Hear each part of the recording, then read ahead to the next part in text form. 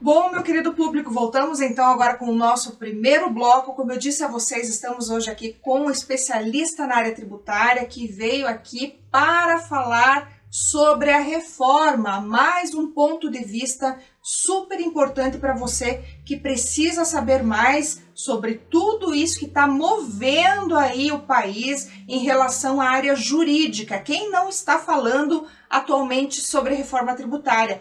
Então eu trouxe aqui hoje para falar conosco o Dr. Laérdio Pavese Esteves. Dr. Laérdio, seja muito bem-vindo. Muito obrigada por ter vindo aqui do Direito e Justiça. Bom, eu que agradeço e espero aqui neste momento poder esclarecer e contribuir aqui com o programa. Eu acho que as perguntas que as pessoas estão fazendo, a reforma é necessária?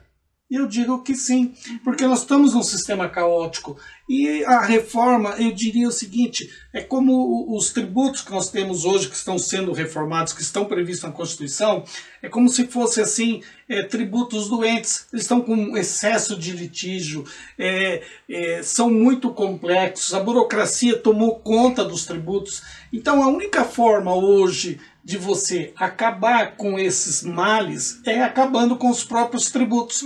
Então, por exemplo, hoje nós vamos, na reforma está saindo o ICMS, está saindo o PIS, o COFINS, o ISS, vem aí uma proposta de reforma também do imposto de renda, uma proposta de reforma das contribuições previdenciárias. Então, é como se, por exemplo, nós estivéssemos hoje em 88, só que com essa reforma nós estamos mudando todo o sistema, não é só um tributo, são muitos e todos serão ou substituídos ou aperfeiçoados. Puxa, e como que o senhor vê isso, doutor Laérdio? Porque a gente vê aqui muita gente falando bem da reforma, né? Vendo aí com bons olhos, uma boa perspectiva a respeito. E como o senhor vê isso? Porque o senhor falou agora para mim algo que me chamou muita atenção, que eu não tinha ouvido até agora, que vai ter uma reforma também dos tributos em si, especificamente. Perfeito. Isso que eu gostaria que o senhor explicasse para o nosso público. Então vamos supor hoje, nós temos os estados. Qual é o maior tributo do estado hoje? O ICMS. Ele vai desaparecer. Ele não existirá mais. Então, por exemplo, toda vez que você vai no supermercado, tem ICMS. Você vai na panificadora, tem ICMS. Você vai na concessionária, tem ICMS. Então, todas as relações de compra que você faz, tem ICMS. Ele vai desaparecer e vai aparecer no lugar dele o IBS, que ele contempla mais, ele contempla não só o comércio, mas todo o comércio de bens vai participar da base de cálculo, ou seja, vai integrar a base de cálculo. E todos os serviços. Então eles estão juntando o ICMS e o ISS num só e dando uma amplitude enorme. E vai ter uma novidade, que é uma coisa que o brasileiro não está acostumado, com o princípio da não cumulatividade. Isso vai reger a nossa sociedade. Olha que bacana. Mas então a gente já tem o princípio da não cumulatividade na própria Constituição Federal, certo, doutor Laérdio? Para alguns tributos. Só que essa não cumulatividade, o que aconteceu? Vamos supor, nós temos hoje em torno de 5 tributos não cumulativos. Só que todos eles têm uma não cumulatividade, uma diferente do outro. E cada vez que o legislador ele fala sobre a não cumulatividade, ele altera o raciocínio. Por exemplo, o Brasil, assim, o problema da nossa legislação é que ela virou pura exceção. Então nós temos exceção para tudo. A lista de exceções tributárias ela é maior do que a própria regra tributária. Daí é complicado, né? Porque a regra tem mais exceção do que regra, né? Então aí a gente fica numa saia justa, não é verdade? Eu vou perguntar para você já viu falar do regulamento do imposto de renda? Não, não ouvi. Quantos artigos você acha que o regulamento do imposto de renda tem? Olha, eu imagino que deva ter o quê? Uns 20, 30? 1000. Mais de 1000. Então o regulamento do imposto de renda hoje, ele é maior que o Código Civil. Imagina. E o regulamento do ICMS é maior ainda. Mas na sua percepção, o senhor acha que isso seria razoável? Não, não é razoável. O que aconteceu? Nós temos lá a Constituição, depois nós temos a lei. Aí nós deixamos para o Executivo as normas. Então hoje o Brasil é praticamente regido por decretos, ele não é regido por uma lei. A lei é o anteparo. E aqui nós temos, por exemplo, o regulamento do ICMS do Paraná, temos o regulamento do ICMS de Santa Catarina, o regulamento do ICMS de São Paulo.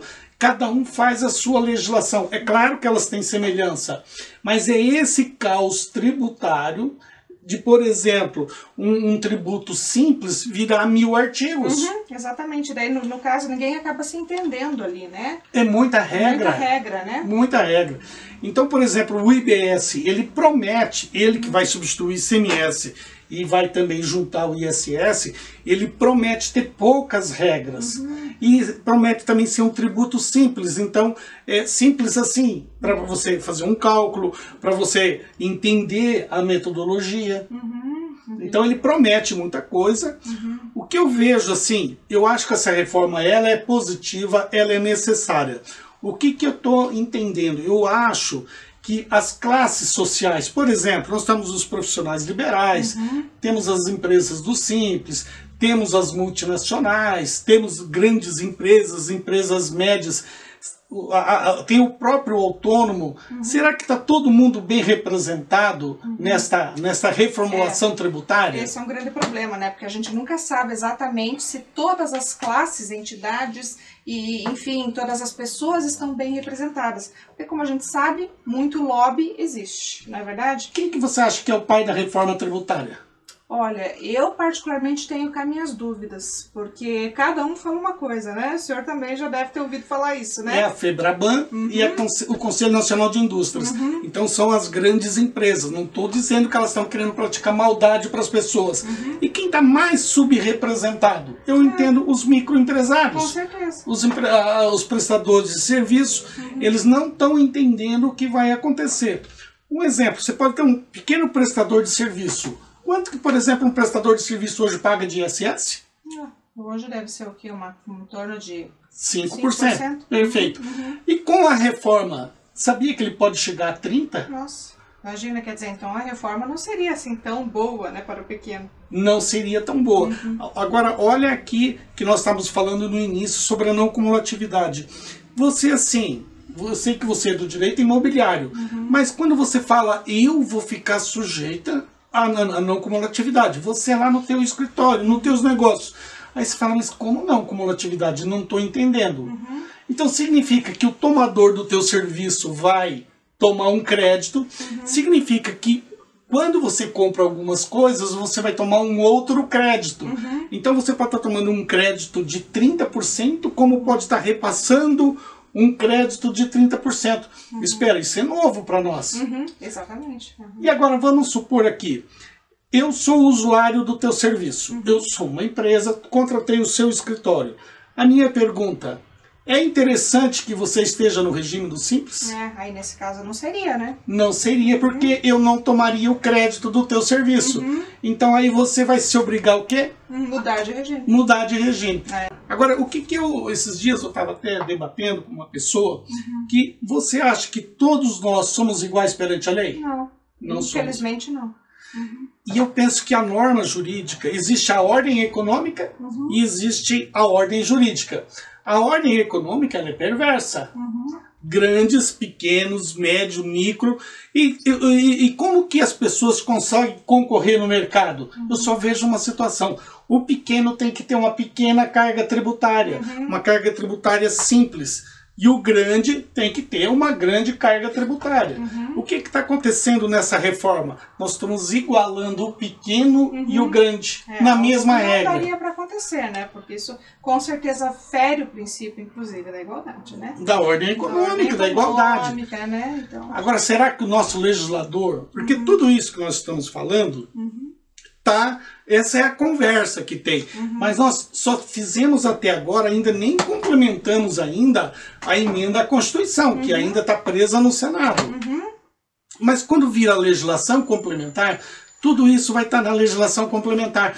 Então, por exemplo, como que será tratado o autônomo com essa reforma tributária?